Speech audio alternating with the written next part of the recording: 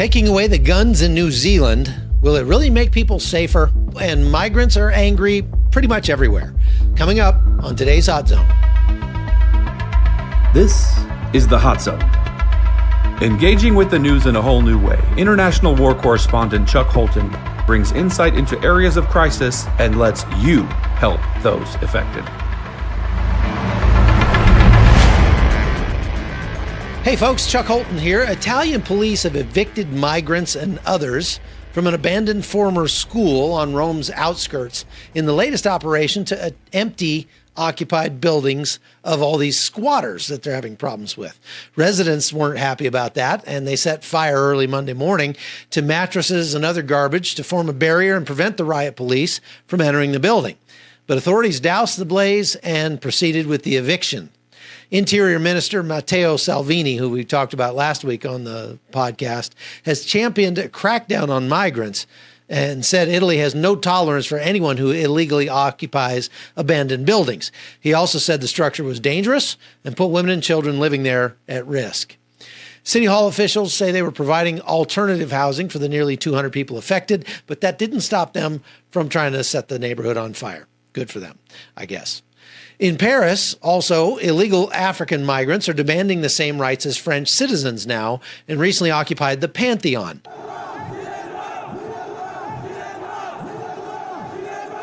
Police in Paris have removed scores of people who invaded the famed monument where many famous French figures are buried in order to press their demands for residence papers.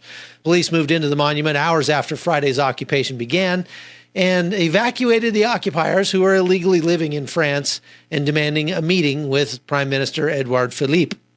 Some members of the group identified themselves on Facebook as Black Vests. You're probably familiar with the Yellow Vest movement that's been tearing up Paris and other cities around France for literally weeks and weeks. I mean, it's been several months now. And they also are included members of a group that called themselves La Chapelle Debout.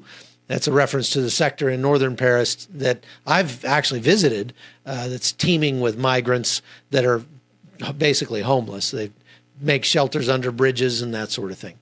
Of course, when they were denied all these demands, they set up the all too familiar cry of racist. You couldn't have guessed that one and seen that coming, could you? Both at home and around the world, we're seeing that word used against anybody who stands for the rule of law. In Paris, look, the government there doesn't care what race these lawbreakers are. They only have a problem with the fact that these men are breaking the law. And when did it become racist to expect people to abide by the rules of the country? I don't know, but it's happening as well here in the States. President Trump's getting lots of flack for his decidedly unpresidential Twitter habit, not wholly undeserved, mind you. In my opinion, the best thing he could do for his 2020 chances would be to give up his Twitter account altogether. Nevertheless, he's really being pilloried by the left for a new rule that will require migrants to claim asylum in the first country they enter after leaving their own, though I'm sure some Ninth Circuit Court judge is going to strike that down as soon as possible and also call that racist. You know, when you think about that, requiring these migrants to claim asylum in the first country they come to after leaving their home country, it really makes a lot of sense. I know we say that Mexico is very dangerous, and there are parts of Mexico that are, but it really comes down to about 5 cities in Mexico where almost all of the violence occurs. I know, I went and lived in Mexico, and you know, you can go most places across that country and be very, very safe. It's the same thing in Guatemala. It's even the same in Honduras. If people are leaving Honduras because their neighborhoods are dangerous, they can go to other neighborhoods in Honduras that are not so dangerous and live just fine. If they don't like that, they can go to Guatemala, and there are plenty of places in Guatemala where they can live safely. And people in the States on the left like to make the argument that, well, it's not safe enough. Well, how safe is safe enough? What are you talking about? Like Baltimore safe? Chicago safe? Miami safe? How safe does it need to be before they can stop? Well, essentially, the left is saying the only safe place on earth is the United States of America. That's obviously not true. Well, let's talk about New Zealand, another very safe place. They just completed their first gun buyback since the horrific mosque shootings back in March, which left 51 people dead and another 49 wounded. Now, New Zealand is not a hot zone. It's, on the contrary, normally one of the safest places on earth. Now, I hope you'll indulge me as I point out how what's happening there since the shooting is not going to make that or any other country any safer than it was before. If anything, is probably make the people there in more danger. New laws went into place there recently that restricted the kind of weapons that were used in the mosque shooting and told people to turn them in mandatory buyback programs. The government has set aside millions of dollars to buy back these weapons. And if my arithmetic is right, they're paying about $1,500 per gun or more for the very few firearms that are being turned in. Now, you need to understand a few things about New Zealand. Number one, they have a very, very homogenous society. So pretty much everybody has the same morals, values, and worldview. So if they decide to make changes to their country's laws, it's a pretty easy and straightforward process. Also, the country is so safe that the idea of firearms for self-defense is basically unheard of. Still, a gun buyback is probably the least effective way of making the country's citizens safer. I mean, really, who can imagine criminals turning in their weapons? Normally, the people who turn in guns at buyback programs are those who inherited them and don't want them, or could use the cash for whatever other reason, sometimes just to buy other better guns. Listen to some of those who were involved in the buyback and hear what they have to say. Yeah, I didn't want to, obviously, but it wasn't an heirloom, it wasn't an antique, it was just a firearm that I can go and get another one with the right size magazine tube and be legal. The law changed, and I can understand, it makes everyone feel safer, so yeah. We've got to remember this law change doesn't make people bad who've got these firearms. They're good New Zealanders. It's about us encouraging them to come in and partake in the process during the 6-month period so that we actually honour the intent behind the legislation. Now, it's clear listening to these guys that New Zealanders have a different mindset when it comes to firearms than most gun owners in the United States. Liberals here, like former presidential hopeful Eric Swalwell, have been advocating for massive compulsory buybacks in the United States, and the results have been so underwhelming as to be downright ridiculous. Liberals aren't just attacking the Second Amendment, they want to fundamentally transform the very culture that has made America exceptional for most of our history. Excuse me while I rant a little. The deep hatred that progressives have for American values continues to rear its ugly head in just so many places, and it's really disgusting. The left has become more and more unhinged as they fulminate under the Trump administration. Everything Trump says or does is one more log on the fire of their hatred. I've often said America is really two different countries with vastly different values trying to inhabit the same space. And you only have to look at the news on any given day to get a sense of just how mutually exclusive these two groups of people can be. If you feel like everything you've ever known to be good and honorable and just is now being called terrorist and deplorable and corrupt, you're not alone. Look, I spend a lot of time overseas. And I see firsthand what it's like for people living in countries like Germany and Austria, where you're literally prohibited from defending yourself. You can basically just expect to simply lay down and die if you get attacked, if there don't happen to be any police around.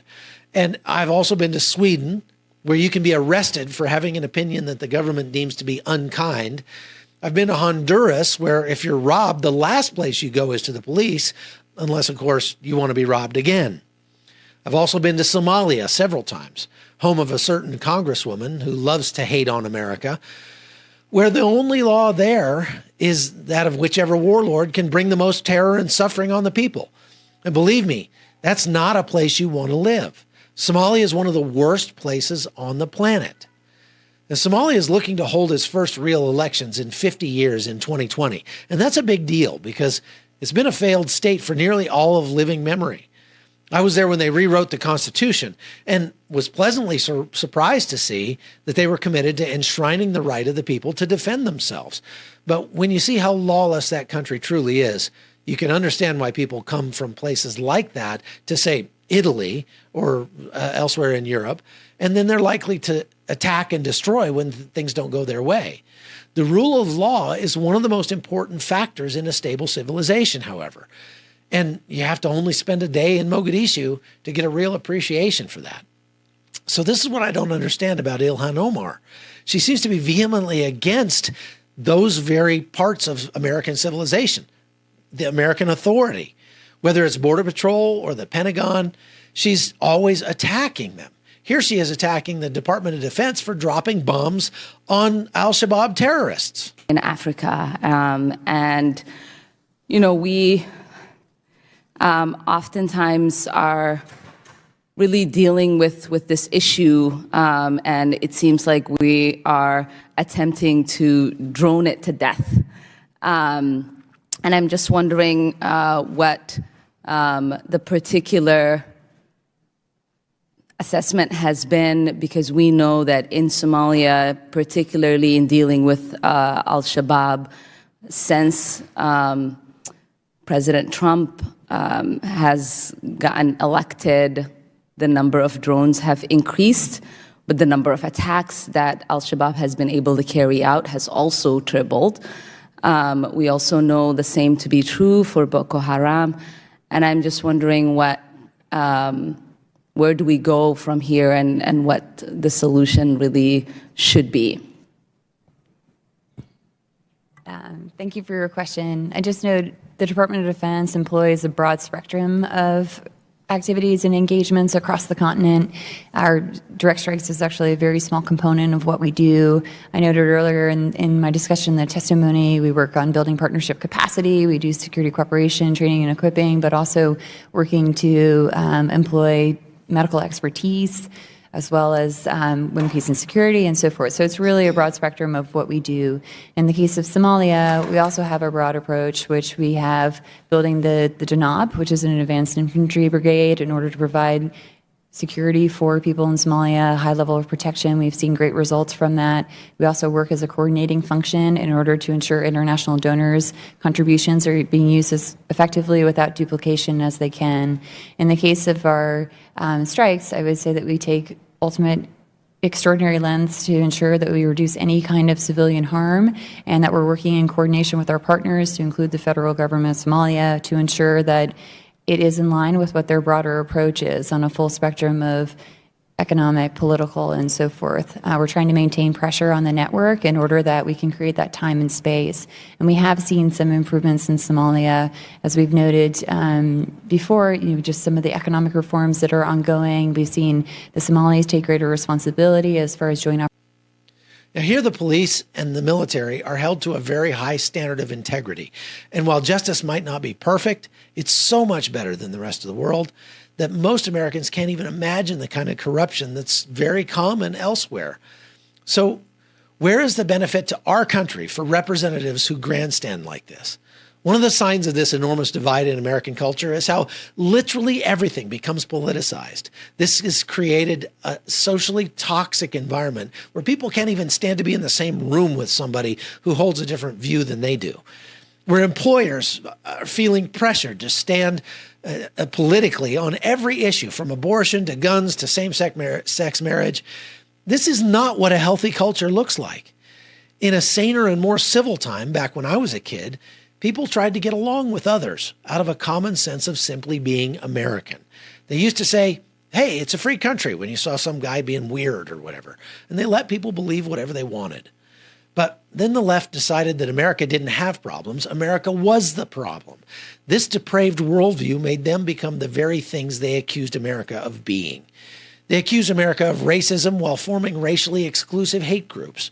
They accuse America of fascism while using fascist tactics to violently oppose anyone with whom they disagree. And they accuse you and I, members of the other side, of literally murdering children with the fact that we stand up for the Second Amendment. So one thing's for sure, the left's hate-filled worldview has no room for one thing, and that's irony. All right, I'm stepping down off my soapbox now. I try not to indulge my opinion too terribly often on the podcast, but the events of the past few days and the absolutely vile rhetoric being served up by both sides of the aisle makes me think maybe we need to step back a bit and just reflect on how truly exceptional are these United States of America. All right, that's all for today, folks. Thanks for being here.